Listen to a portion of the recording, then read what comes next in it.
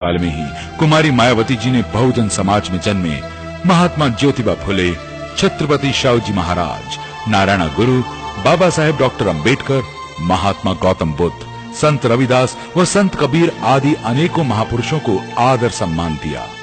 उन्होंने इन महापुरुषों के नाम पर कई शिक्षण संस्थाओं अर्थात यूनिवर्सिटीज व कॉलेजों का नामकरण किया।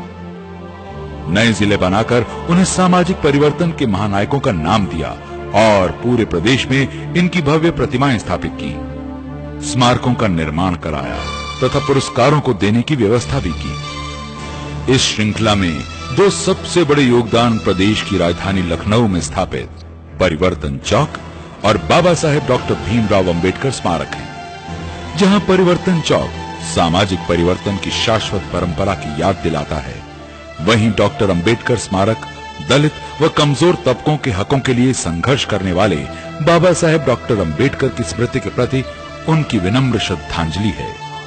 ये दोनों स्मारक आज पूरे भारत में दलितों, पिछड़ों, वंचितों व अल्पसंख्यकों के लिए तीर्थ बन चुके हैं और उनकी भावनाओं का केंद्र बन गए हैं। बाबा साहेब डॉक्टर अंबेडकर स्मारक जैसा भव्य निर्माण पूरे भारत में कहीं और देखने को नहीं मिलता। इस स्मारक का निर्माण लगभग 100 करोड़ रुपए की लागत से कराया गया है, जो कि 44 एकड़ में फैला हुआ है।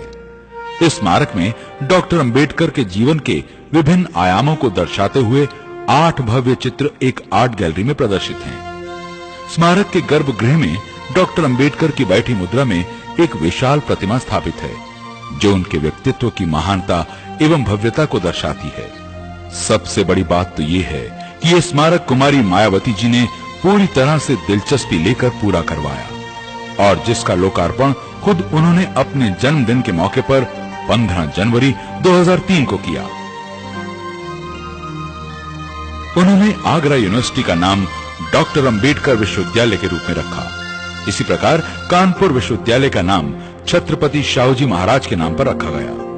बरेली विश्वविद्यालय का नाम पिछड़े वर्ग से ताल्लुक रखने वाले सामाजिक परिवर्तन के पितामह महात्मा ज्योतिबा फुले के नाम पर रखा गया। उत्तर प्रदेश की राजधानी लखनऊ में विश्व प्रसिद्ध किंग जॉर्ज मेडिकल कॉलेज को मेडिकल यूनिवर्सिटी का रूप दिया और उसका नाम भी छत्रपति शिवाजी के नाम पर रखा। इतना ही नहीं, कुमारी मायावती जी ने उत्तर प्रदेश के भौगोलिक मानचित्र को भी परिवर्तित कर दिया और दलित महापुरुषों के नाम पर अनेक जनपदों की स्थापना की।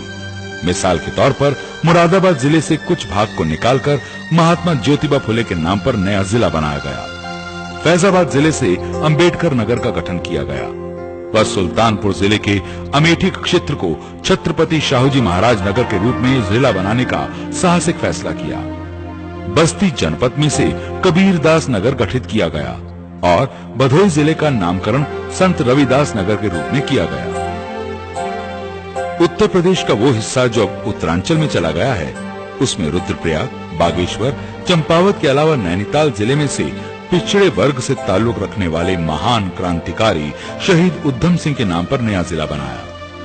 वर्तमान उत्तर प्रदेश में इन्होंने चंदौली, बलरामपुर, औरैया और बागपत जनपदों का गठन किया। इसके साथ ही उन्होंने सहारनपुर, मिर्जापुर और बस्ती मंडलों की स्थापना की व करीब 40 नई तहसीलें भी स्थापित की। इन परिवर्तनों का उद्देश्य जिलों और मंडलों को छोटा करना था, ताकि जनता को सुविधा पहुंचे और उनके काम आसानी से हो सकें। भारत में सामाजिक परिवर्तन के महानायकों के जीवन संघर्ष को भावी पीढ़ियों के लिए सुरक्षित